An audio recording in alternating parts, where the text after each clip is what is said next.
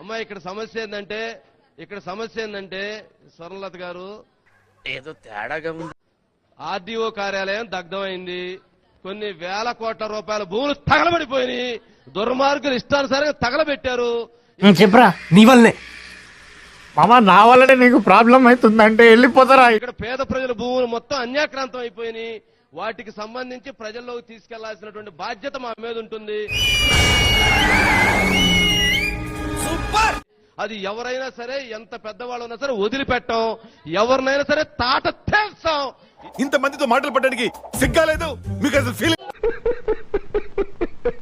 ఇది కూడా మళ్ళీ ఎటువంటి సందేహం కూడా లేదు. ఎవరిని వదిలిపెట్టాం. ఏంటో మామ యాదవ జీవితం. అరే ఎందుకు చెప్తున్నామంటే ప్రజల పక్షాన్ని నిలబడేటువంటిది మహా న్యూస్. ప్రజల పక్షాన్ని పోరాడతాం. ఎంత యుద్ధమైనా చేస్తాం. నేను ఇక్కడికి వస్తుంటే కూడా నన్ను ఇక్కడ రావద్దని బెదిరించే ప్రయత్నం చేశారు. అనుకున్నా అడు తిరిగి నా మీదగా వస్తాడు అనుకున్నా. ఇట్లాంటి బెదిరింపులకి ఇది కూడా కూడదు. చెప్పండి, సరిపోయింది. వేసేసాడు, బాగా వేసేసాడు. అయితే 2 స్టేట్మెంట్ రాసుకోండి. అదైతే ఇదే మనని, ఇదైతే అదే మనని. పేపర్ మందే కదా. చెప్తాం చెప్పండి. ఎంతకు తెగించారా? ఒకవేళ హెలికాప్టర్ లో వెళ్ళాడనుకో, నేల మీద పేద ప్రజలు ప్రాణభీతితో కొట్టుమిట్టులాడుతుంటే ప్రజాధనాన్ని దుర్వినియోగపరిచి నువ్వు ఇంతకు మించి దిగజారవన్న ప్రతిసారి యు ప్రూవ్ మీ రాంగ్. ఆకాశంలో ఆనందంగా షికార్లు కొడుతూ వెడతాడా. ఈయనేం పెద్ద మనిషి, ఈయనేం ప్రజానాయకుడనిచ్చాయి. అయ్యా వీడెవడండి బాబు? ఆయన నాన్నే అదమని చెప్పేసుకుంటున్నాడు. ఆయన గురించి ఆయన తెలిసినంత మనకి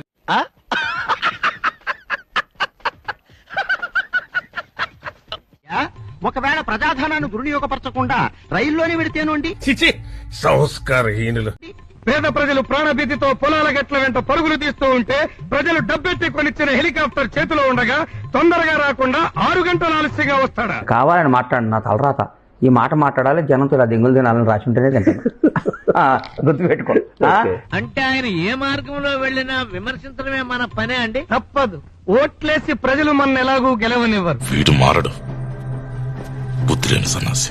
కనీసం 4 గోడల మధ్య కూర్చుని స్టేట్మెంట్లన్నా ఇవ్వకపోతే లెవెల్ పడిపోద్ది, గుర్తింపు ఉండదు. ఏంటి బాబన్న ఇంకోసారి?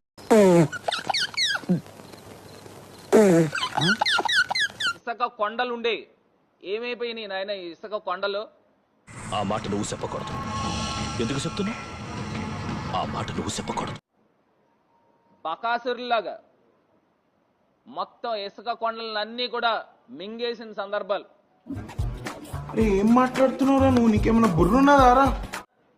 హుండాయ్ షోరూమ్ కానుకుని నాకు తెలిసి ఇసుక కొండ ఎప్పుడు కూడా నేను చూడలే, అంత పెద్ద కొండలు ఉండే.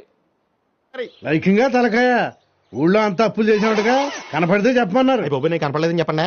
అవన్నీ కూడా స్టాక్స్ పెడితే 4 రోజులు తిరగకుండా బకాసురులాగా దాన్ని మొత్తం మింగేశారు.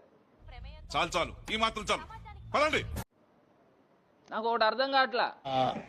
నాకు అర్థం కాలేదు సార్. ఎక్కడికి వెళ్ళిపోయింది అది? ఫ్రీగా ఇచ్చారా? ఎవరికి ఇచ్చారు ఫ్రీగా? 4 రోజుల్లో ఫ్రీగా ఇచ్చేయడం ఏంటి? అమ్మా నువ్వు ఆ మాట ఇస్తే చాలు, చిరుగుడు అనేసుకుంటానమ్మా. సుమారుగా 10 కోట్ల రూపాయలు విలువ చేసే ఇసుకని మరి ఎమ్మెల్యే స్వామిమాల వేసుకుని ఏ రకంగా మరి చేసాడనేది ఏమిట్రా మాట్లాడుతున్నావు? ఒక్కసారి రాజమహేంద్రవరం ప్రజలు ఒక్కసారి ఆలోచన చేయాలి.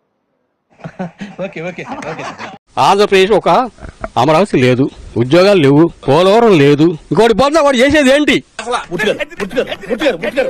కంట్రోల్ ఎవరు? చాలు. ఏడపంచా?